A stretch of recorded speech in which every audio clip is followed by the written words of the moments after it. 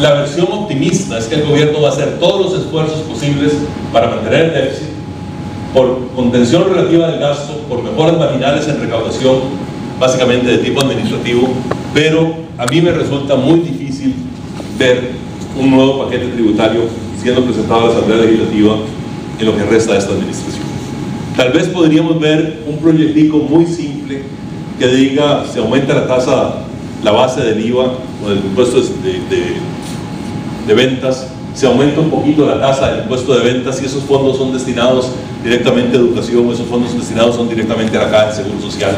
Tal vez una cosa de esas, pero básicamente ahí lo que estaríamos diciendo es, estaría el impuesto para atender un nuevo gasto, no necesariamente el impuesto para financiar los gastos ya existentes. Nosotros vemos al Banco Central manteniendo su objetivo inflacionario. No vemos al Banco Central cambiando su objetivo y diciendo, vamos a ir a una política un poquito más laxa, aceptemos 2-3 puntos más de inflación, a lo mejor cuando publiquen la revisión del programa monetario salen con otra cosa, pero yo no veo al Banco Central, no veo a Rodrigo Bolaños cambiando esa lucha que tiene contra la inflación y diciendo vamos a empezar a aflojar más. Y eso significa entonces que el Banco Central va a seguir manteniendo su programa inflacionario, una política monetaria relativamente restrictiva para contrarrestar el efecto expansivo que puede estar generando el déficit fiscal. Y si hay una monetización derivada de la formación de eurobonos, y lo que vemos es al banco esterilizándolos, no diciendo que se quede toda esa liquidez ahí en el mercado, sino tratando de retirar esa liquidez. Va a haber esfuerzos de recaudar más en ingresos y en gastos, y de gastar menos, que va a tener buena efectividad mediática, pero poca efectividad financiera. El cuento aquí es que las cosas no suman.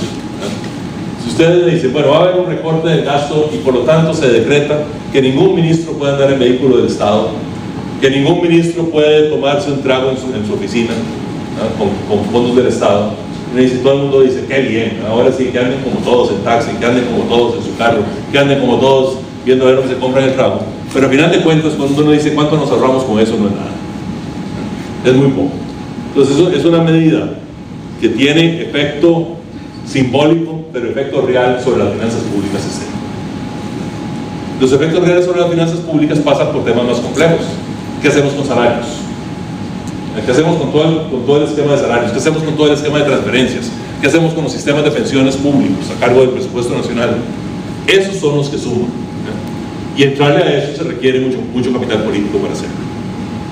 Si es que 5 observaciones muy rápidas. 1, la carga tributaria. Realmente la carga tributaria costarricense es baja. Es baja sobre todo para las expectativas y las aspiraciones que tenemos como sociedad de lo que le pedimos al Estado. A ninguno de los diputados le tembló el pulso para levantar la mano y se aprobó unánimemente de aumentar el gasto de educación constitucionalmente al 8% del PIB. Nadie se preocupó por decir de dónde va a salir esa plata. Y con la misma carga tributaria que teníamos antes, ahora significa que hay que buscar 2 puntos más del PIB para darse la educación. ¿A quién se lo quitamos? ¿Al pago de los intereses? Pues puede. Al gasto de capital está en 1,5. Ya ahí no va a poder salir. A las remuneraciones, bueno, compremos ese pleito. ¿A quién? Entonces casi que eso cae en presión adicional sobre el déficit. Entonces, si nosotros queremos realmente tener un 8% del PIB, deberíamos aspirar a tener una carga tributaria que no sea el 13, 14%, sino una carga tributaria que sea del 18 o del 19%. De forma tal de que nos permita hacer las otras cosas también. Gastos muy concentrados en remuneraciones y transferencias, y eso significa que hay muy poca inversión fija. Más bien hay que aumentar el gasto de inversión, y posiblemente si logran aumentar el gasto de inversión, tendríamos déficits mayores. Ese gasto estaría financiado externamente y ese no tendría tanto problema. Si a mí no me asustaría mucho ni me desvelaría ver que el gobierno logre empezar a invertir un poco más financiado con los recursos del BID y del BESIE y empezar a resolver un problema de competitividad mucho más grave que tenemos en el lado de la infraestructura. Las remuneraciones tienen una dinámica insostenible, ¿no? Y este es un tema que cada vez me preocupa más cuando lo veo, porque ustedes, el sector público tiene una estructura de salario base más pluses, y los pluses en algunos lados son 4% del salario base, 5% del salario base, y esos son aumentos al año solo por respirar. Si uno logró pasar el año respirando, tiene derecho a un aumento del 5%. Cuando la inflación era el 15 o el 13%, uno en Hacienda sabía que esos pluses existían, entonces uno iba a negociar y a dar un 8% o un 9% de aumento salarial porque no había más, y entonces el 8 o 9% a la base más el 4 o 5% del plus hacía que los salarios reales permanecieran básicamente estables. Ahora con la inflación del 4% los pluses se llevan la inflación. Básicamente con los pluses, estoy haciendo una caricatura, ¿no? Pero con los pluses casi que estaría el salario real manteniendo el salario real. Pero si uno dice a la gente, no, mire, no le vamos a dar a ustedes ningún aumento salarial por inflación, porque ya se lo dimos por pluses, ahí viene la desequilibrio.